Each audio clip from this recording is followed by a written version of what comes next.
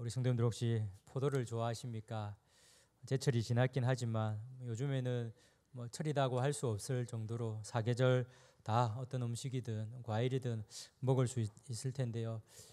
참 포도의 종류도 많고 또한 맛도 좋은 포도가 나와서 아마 우리 성도님들 좋아하실 것 같습니다. 그러면 그 포도를 먹을 때마다 이 포도가 열리는 그 나무라고 할 수 있죠. 그것을 한번 생각해 보신 적이 있으십니까? 아니면 직접 그 포도나무를 보신 적이 있으십니까? 한번 생각해 보십시다. 상상해 보십시다. 이 포도나무가 어떻게 생겼는지 우리 성도님들 머릿속으로 한번 기억해 내시길 바랍니다. 그 포도나무가 사과나무나 감나무처럼 그 기둥이 아주 튼튼한 그런 나무가 포도나무인가요? 가지가 아주 튼튼하여서 아무리 많은 열매를 맺더라도 그 가지가 부러지지 않을 만큼 튼튼한 나무가 포도나무일까요? 그렇지 않습니다. 다른 나무와 비교해서 포도나무의 이 기둥이라고 할 수 있는 그 나무는요, 별로 그렇게 크지를 않습니다. 가지 역시 어떠한 줄 아십니까? 그 가지는 힘이 없어서 곁대어서 그리고 지지할 수 있는 그런 대가 있어서 거기에 마치 넝굴처럼 그렇게 가서 거기에서 열리는 것이 포도 열매입니다. 포도송이가 그렇게 열립니다.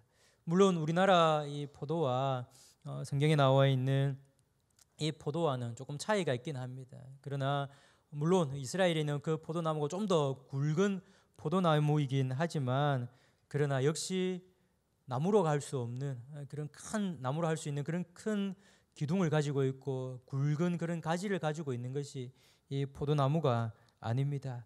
그렇게 연약한 그곳에서 어떻게 이런 많은 포도송이가 열릴까 의문이 들 정도로 그렇게 맺히는 것이 포도나무에서 포도가 맺혀지게 됩니다. 그런데 포도는 연약한 것 같지만 말씀드린 것처럼 그 열매는 아주 맛있습니다. 우리에게 참 유익을 주는 나무입니다. 이스라엘에게도 마찬가지였습니다. 이후에도 말씀을 드리겠지만 아주 유효한 쓰임에 쓰이는 것이 이 포도 열매였습니다.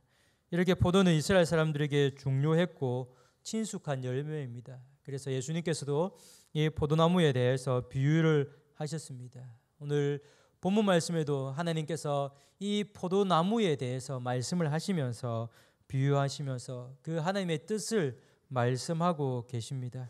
오늘 말씀을 보시면서 하나님께서 에스겔을 통하여서 이스라엘 백성, 특별히 예루살렘 거민들, 주민들에게 어떠한 그들의 삶인지 그리고 하나님께서 그들에게 어떻게 할 것인지에 대해서 말씀하시는 것을 보고 또한 도전을 받는 귀한 시간 되시기를 바랍니다.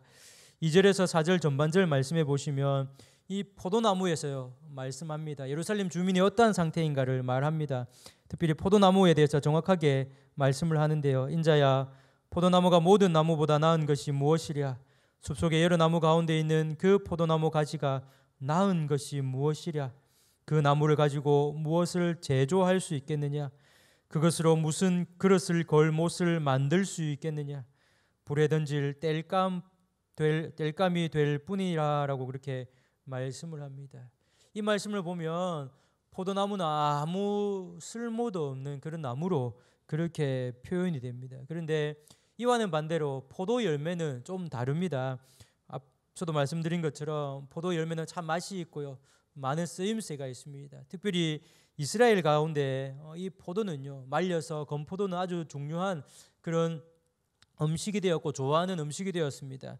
또한 포도주 또한 어떠합니까? 그들은 이것을 마치 물같이 사용하는 음용하는 그런 것으로 사용이 되었습니다. 그래서 포도는요, 이스라엘 백성들 가운데 아주 중요하고 필요한 그런 열매였습니다. 그런데 그렇게 중요하고 필요한 열매이기는 하지만 포도나무는 나무 자체로는 그렇지 않습니다. 나무 자체로는 그런 가치가 별로 없습니다. 성경나무에 자주 등장하는 백향목이라는 나무가 있습니다. 이 백향목은요, 솔로몬과 스룹바벨이 성전을 지을 때 사용했던 나무입니다. 그래서 건축을 할 때 사용하는 아주 튼튼하고 좋은 나무이고요. 쓰임새도 건물의 대들보나 그릇을 만들 때나 가마나 상자 이런 것을 만들 때 이 백향목의 나무를 사용을 했었습니다. 그런데 이 포도나무 자체는요, 이 나무와 다르게 전혀 그렇지 못한 모습을 보입니다. 포도나무 자체는 아무 쓸모가 없어서 말씀에 있는 것처럼 불을 피우는 땔감 밖으로만 사용하지 못합니다. 그런데 그 땔감도요, 사실은 순식간에 타버리기 때문에 오랫동안 불을 유지할 수 있는 그런 땔감이 아니라 처음 불을 지필 때 쓸 수 있는 그런 용도로만 이 포도나무가 쓰였습니다. 그래서 포도나무는 포도 열매를 생산하고 그렇게 생산하는 귀한 나무였지만 열매를 제어하고는 사실은 별로 중요한 나무가 아니었습니다.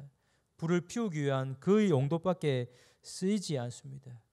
하나님께서는 그런 나무, 열매를 제외한 아무 쓸모도 없는 불의 땔감 밖으로 사용할 수밖에 없는 그 나무를 말씀을 하시면서 예루살렘 주민들이 이렇다라고 말씀을 합니다.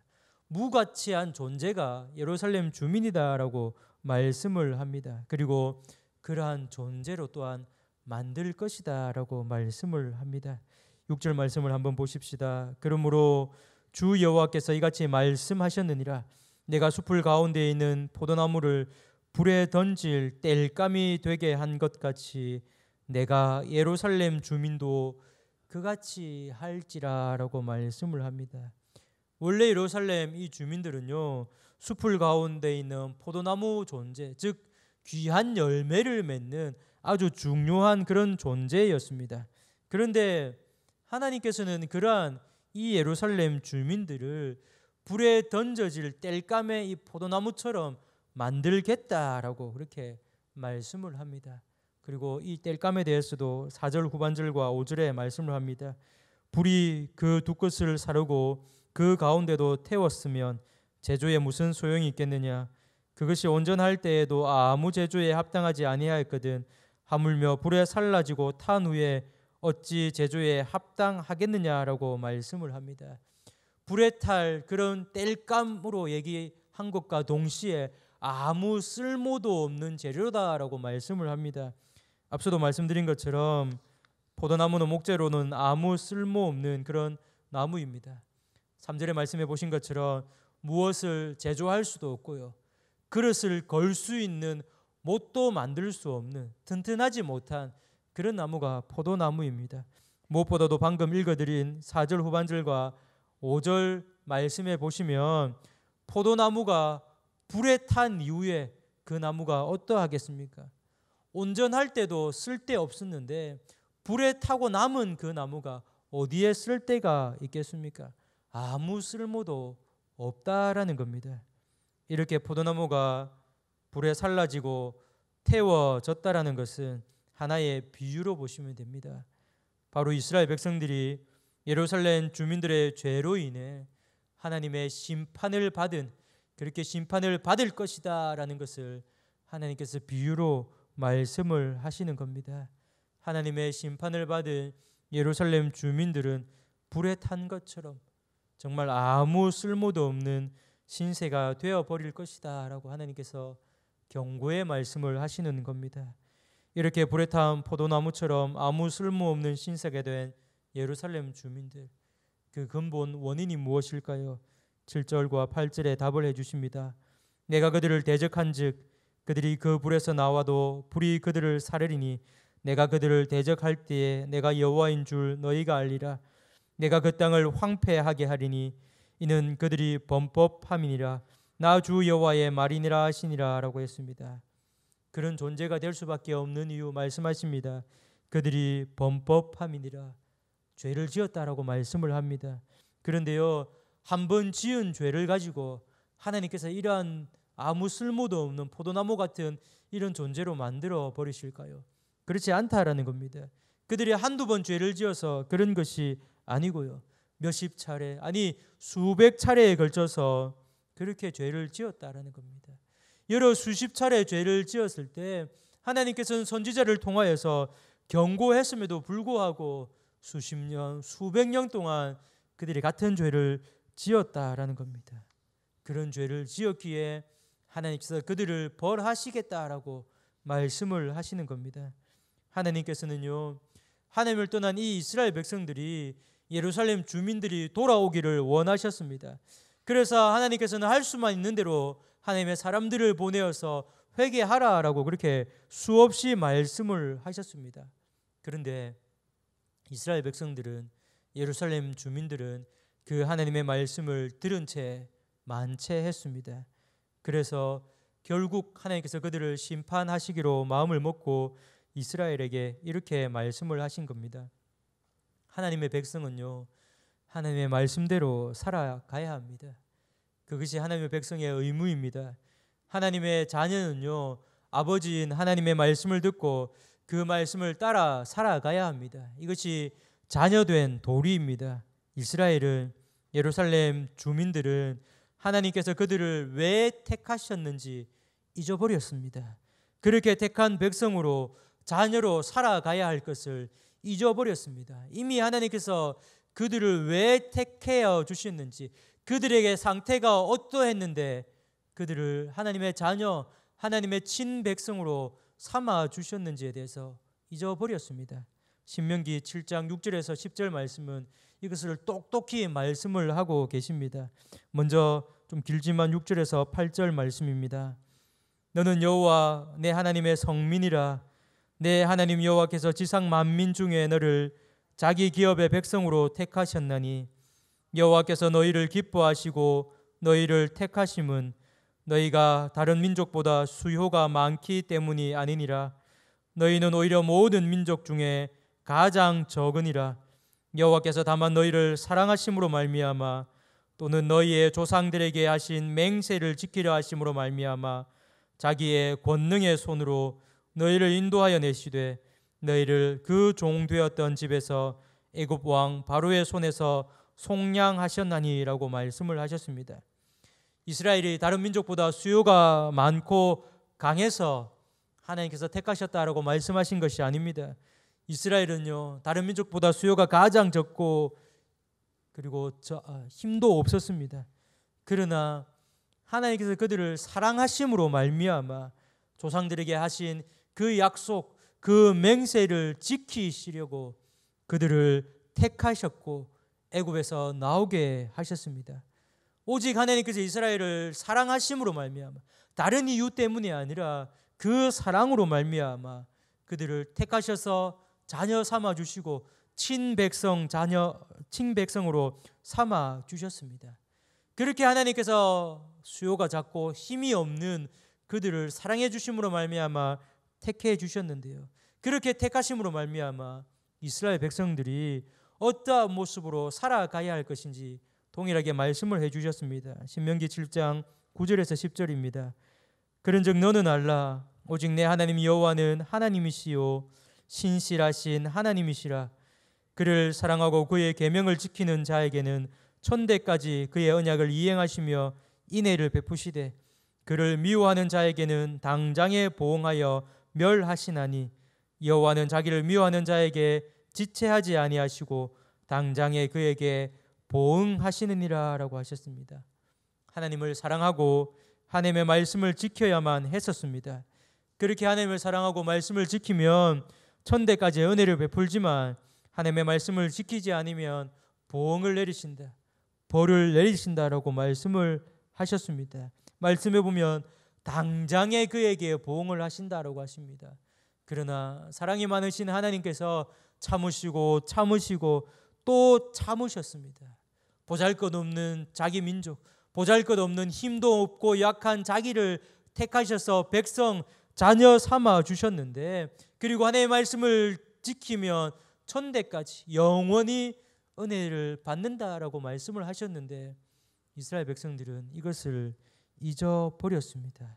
그런데 여전히 하나님께서 잊어버린 그 약속들, 이스라엘 백성들을 사랑하셔서 다시금 사람을 보내시고 또 보내시고 또 보내셔서 돌아오게끔 하셨는데 그들은 그렇게 하지 않았습니다. 오늘 말씀과 연관 지어보면요, 포도나무에 열매를 맺는 것처럼 그런 열매를 맺어야만 했었습니다. 하나님의 말씀을 듣고 하나님의 자녀로 백성다운 열매를 맺어야만 했었습니다.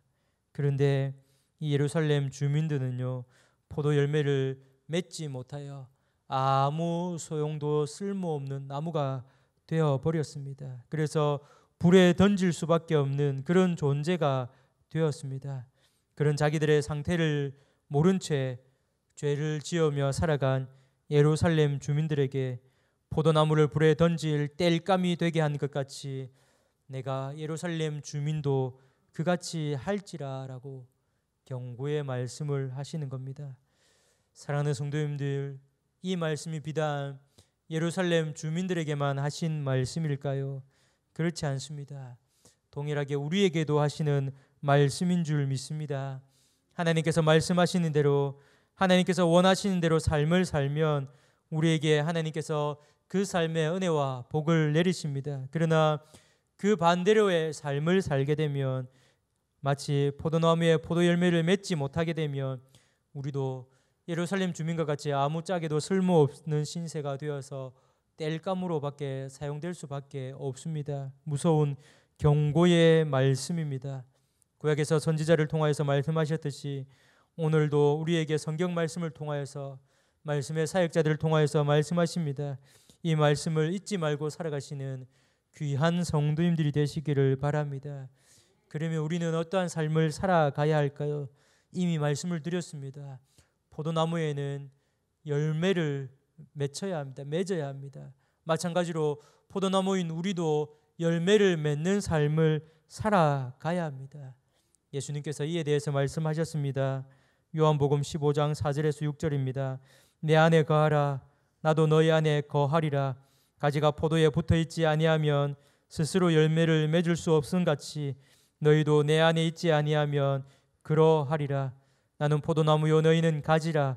그가 내 안에 내가 그 안에 거하면 사람이 열매를 많이 맺나니 나를 떠나서는 너희가 아무것도 할 수 없음이라 라고 말씀을 했습니다. 예수님 안에 거하여서 열매를 맺는 성도님들이 되어야 합니다. 포도나무가 제구실을 하여서 가치 있는 존재가 되는 것은요, 풍성한 포도 열매를 맺는 것밖에 없습니다. 그러면 포도 열매라고 말씀을 드렸는데 어떤 열매를 맺어야 할까요? 열매의 종류도 참 많이 있습니다. 그런데 예수님께서 하신 그 말씀을 보시면서 특별히 요한복음 15장을 통해서 우리에게 말씀하시는 어떤 열매를 맺어야 하는지 말씀을 하십니다. 방금 읽어드린 요한복음 15장 4절에서 6절 말씀에 예수님께서 포도나무 비유를 하시면서 가지가 포도나무에 붙어있지 않으면 열매를 맺을 수 없는 것처럼 가지인 우리가 예수님 안에 거하여서 열매를 맺어야 된다라고 말씀을 하십니다. 그러면서 계속하여서 예수님께서 말씀하시는 것을 보게 됩니다. 집에 돌아가셔서 이 요한복음 15장 말씀을 쭉 읽어보십시오. 요한복음 9장 이후에 말씀하는 것이 무엇이냐면 사랑에 대해서 우리 예수님께서 말씀을 하십니다. 이후에 쭉 말씀하시는 것을 요약하면 이렇습니다. 예수 그리스도를 사랑해라 라고 말씀을 하십니다. 예수 그리스도의 말씀을 지켜 예수 그리스도를 사랑해라 라고 우리 주님이 말씀을 하셨습니다. 이것이 바로 우리가 맺어야 될 열매입니다. 다른 열매가 아니라 예수 그리스도를 사랑하는 열매를 맺어야 합니다. 사랑하는 성도님들, 예수님을 사랑하십니까? 정말 사랑하십니까? 정말 사랑하는 줄 믿습니다. 그 사랑 변치 않으시기를 바랍니다. 세상의 다른 것으로 인해 그 사랑이 변치 않으시기를 바랍니다. 이스라엘은요, 세상의 것으로 말미암아 하나님을 사랑하는 그 마음을 버렸습니다. 이와 같은 모습을 보이지 않는 우리 성도님들 되시기를 바랍니다. 다시 말씀을 드리지만 세상에 아무리 좋은 것이 눈에 보이고 세상에 아무리 좋은 것이 우리 마음에 그렇게 비춰진다 하더라도, 유혹을 한다 하더라도 하나님을 사랑하는 그 마음, 예수님을 사랑하는 그 마음 변치 않으시기를 바랍니다. 사랑하면요, 다른 것이 눈에 들어오거나 다른 것이 마음에 들어와서는 안 됩니다. 그렇게 되면 그것은 사랑이 아닙니다. 마찬가지로 예수 그리스도를 사랑한다라면 다른 것이 눈에 들어오고 다른 것이 마음에 들어와서는 안 됩니다. 오직 예수님만 바라봐야 하고요, 오직 그 마음에 예수님만으로 가득해야 합니다. 이것이 우리 주님께서 원하시는 참된 포도나무의 열매인 겁니다. 사랑하는 성도님들, 예수님만 사랑하는 이 열매만을 맺고 살아가시기를 바랍니다. 우리 예수님께서 또 한 가지 열매에 대해서 말씀을 하십니다. 그것은 바로 예수님을 사랑하듯 서로 사랑해라라고 말씀을 하십니다. 다른 성경에 보면 이웃이라고 표현을 하고 있지만 이 요한복음에는요, 서로 사랑해라라고 그냥 그렇게 말씀을 하십니다. 먼저는요, 앞뒤 좌우에 앉아 있는 믿음의 지체를 먼저 사랑하시기를 바랍니다. 그들을 먼저 다가가시고 우리 성도님들을 위해서 먼저 기도하시는 귀한 성도님들이 되시기를 바랍니다. 그리고 이것을 사랑하는 마음이 좀 더 넓혀져서 우리가 함께 생활하고 있는 그 사람들을 향하여서 마지막으로는 정말 우리가 할 수 없을 것 같은 원수까지도 사랑하는 그 마음을 가지시기를 바랍니다. 이것이 오늘 우리에게 말씀하시는 우리가 맺어야 할 포도 열매입니다. 이런 열매를 맺지 않고는 정말 쓸모없는 존재가 되어버릴 수밖에 없습니다. 사랑하는 성도님들, 성산에 속한 모든 우리 권속들이 열매 맺는 귀한 삶을 살아가기를 소원합니다. 아무 쓸모없는 같은 포도나무에 포도 열매라는 귀한 열매가 맺어짐으로 말미암아 그 나무가 귀한 나무가 된 것처럼 우리를 택하셔서 아무 쓸모도 없을 것 같은 포도나무와 같은 우리를 택하셔서 하나님의 자녀 삼아주시고 열매를 맺게 해주셨습니다. 그래서 참된 열매, 아름다운 열매, 하나님께서 말씀하시는 예수 그리스도를 사랑하며 또한 다른 사람을 사랑하는 그 열매를 맺으며 살아가시기를 바랍니다. 사랑하는 성도님들, 10월달도 이제 이렇게 지나갑니다. 물론 한 주간 더 남았지만 이 10월달이 지나가고 11월달, 12월달입니다. 이제 한 해도 얼마 남지 않은 것 같습니다. 그동안의 삶을, 이 한 해의 삶을 살아오시면서 얼마나 많은 열매를 맺으셨습니까? 예수님을 사랑하는 그 열매, 이웃을 사랑하는 열매를 혹시 맺으셨습니까? 조금이 아니라 정말 풍성한 열매를 맺으시기를 바랍니다. 2달 남짓한 이제 조금 더 남은 이 날이지만 이 날들을 통하여서 우리가 맺어야 할 이 열매를 맺고 살아가시면서 또한 내년에도 더욱더 풍성한 이러한 열매를 맺으며 살아가시는 우리 성도님들이 되시기를 바랍니다. 그래서 그 열매로서 우리 하나님께서 기뻐하시고 또한 기뻐하시는 그런 삶을 살아가시는 귀한 성도님들이 되시기를 주님의 이름으로 축복합니다. 우리 함께 기도하도록 하겠습니다. 하나님, 아무 쓸모도 없는 포도나무 같은 우리들에게